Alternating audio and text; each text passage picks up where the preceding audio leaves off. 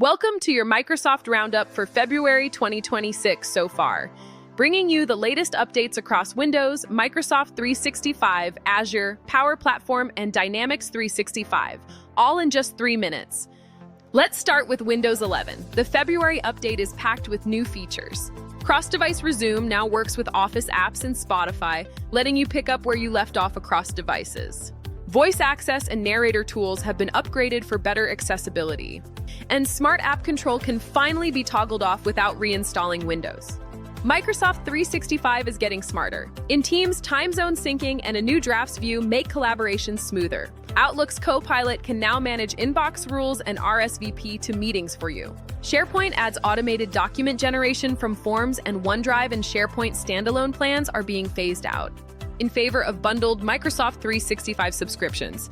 Azure is leveling up its AI game. Anthropic's Claude Opus 4.6 model is now available in Azure Foundry, enabling advanced AI workflows. Azure Databricks introduces serverless workspaces. And new security features like the Sentinel Copilot connector are in preview. Plus, Azure Front Door is retiring outdated TLS Cypher suites, so check your configurations. Power Apps' AI builder, Vibe, now runs on Claude Opus 4.5, delivering smarter, more accurate app generation.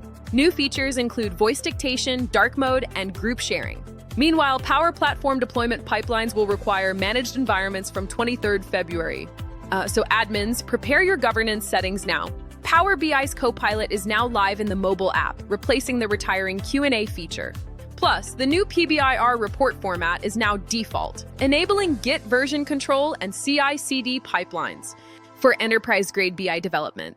In Dynamics 365, version 10.047 is in preview, bringing AI-assisted reconciliation, smarter pricing, and warehouse performance boosts. Also, real-time license enforcement is now live in finance and supply chain.